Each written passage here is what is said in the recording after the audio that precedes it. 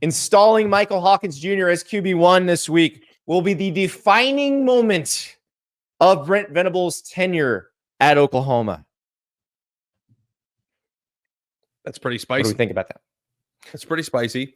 But why don't you go ahead and explain why you feel that way?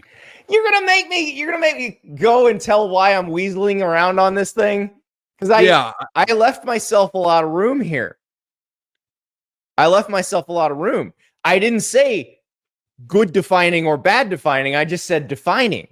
Because which makes there's a scenario where Oklahoma beats Auburn. The offense looks a lot better. That defense is really good. And then they go into the Texas game thinking, we got our guy, we got our future set, and we can compete with the number one team in the country. And it's one of those that maybe you look back on in a couple of years and you're like, that's where it all changed. That's where Oklahoma suddenly started its ascent toward the top of the SEC and back to national title contention. You can say it that way. You can also say it where this completely bombs. They lose to Auburn. They get crushed by Texas. That schedule just gnashes them up, and Brent Venables starts next season on the hot seat. Like, it is that close. Like, the razor's edge is that thin in this game for Brent Venables. Also for Hugh Freeze. I have a column out at On3 about that, about how both coaches so badly need this win and only one can get it. But I thought it was interesting, Ari, because I do want to talk about the quarterback situation in Oklahoma. Brent Venables went on his coach's show on Monday and very quickly said Michael Hawkins Jr. is the starting quarterback this week.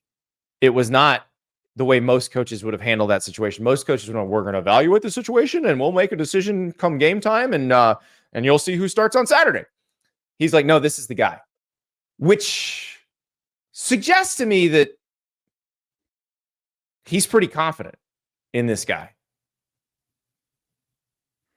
Yeah, so that was a lot. And I think that what you are saying is true, because we did have a 5-minute discussion on Tuesday afternoon about Brent Venables, how Oklahoma people feel about him right now. They probably want him to fire his entire offensive staff going into the next year. But I do think that this decision is big, really, really big, because one, you without question changed your starting quarterback after benching him in a big game after 4 games of playing time when he was supposed to be the future. Oh yeah, 4 if you count the bowl game. 3.5. Yes. I count the bowl game. Yeah. So whenever you make that move, I kind of feel like the fan base needs a minute to react to it, because for over a year, Oklahoma fans have viewed the new era of Oklahoma football being led by Jackson Arnold.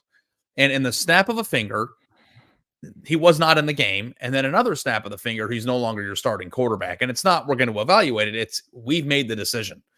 So I think it's very easy to question, having covered plenty of coaches who have blundered their quarterback scenario, whether or not he's even doing the right thing. I was going to write a column yesterday, but I want to talk it through. I think that wasting your time wondering about Dylan Gabriel is just a waste. Brent Venables said on Tuesday that he was going to leave. He wanted to be closer to home, all those things. It wasn't as if it was a battle that they even thought they had to fight. So that's irrelevant. But what's not a waste of time is wondering whether or not he's doing the right thing right now. Like, Michael Hawkins could come out, play amazing, and just be the guy that Jackson Arnold was supposed to. Jackson can transfer and try again somewhere else. But if Michael Hawkins is bad and he turns over the ball a lot, it's going to be easy to question whether or not they blundered this by not giving Jackson Arnold a longer runway to figure it out. Because we do know one thing about Jackson Arnold. He's got the tools.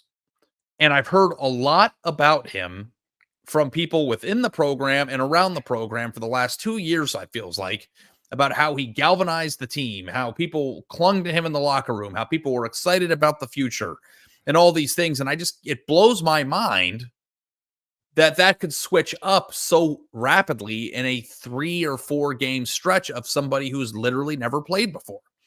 So I don't know how this is going to play out. Brent Venables makes a lot of money to be the coach and to make this analysis, but it makes me feel like it's fair to wonder whether he's messing this up.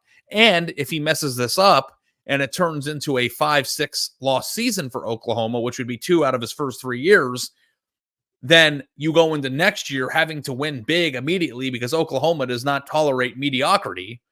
Correct. And then your thing comes true. So I think that I will give your spice level at like a mild to mildly spicy because I agree with it, but also because you didn't put your stake in the ground and make a line. Like you left it open. I didn't say which one it was going to be because I don't know. Like, and this, if you would have been like starting Michael Hawkins is going to be a disaster, or this is a terrible decision to give up on Jackson Arnold right now, it would have been the spiciest take probably. But you made it more mild, measured, and reasonable. I want to debate you into this discussion more than anything else because you did it. I like talking about this with you because you are one of those people who gets sentimental about a quarterback's recruiting rankings. And you talk about, the idea of Jackson Arnold as a starting quarterback at Oklahoma, like it started at the bowl game last year. It did not. The idea of Jackson Arnold as Oklahoma's QB of the future, as the one who would lead Oklahoma to the promised land, began in January 2022 when he committed, which was before Dylan Gabriel ever took a snap at Oklahoma. So this has been over 2.5 years that the Oklahoma fan base has been in love with this guy and said, this is our guy. This is the future. And so Michael Hawkins. And I think it's an important distinction, Andy, when you're talking about falling in love with a 5-star quarterback's rating. That's right. true. But let's talk about Michael Hawkins' rating. Michael Hawkins is a freshman. He didn't get nearly the amount of attention in his recruitment, but Oklahoma liked him, obviously, enough to sign him. But you're talking about a guy who was a 4-star recruit, the On3 industry ranking nationally. He's number 260 overall, number 18 among quarterbacks.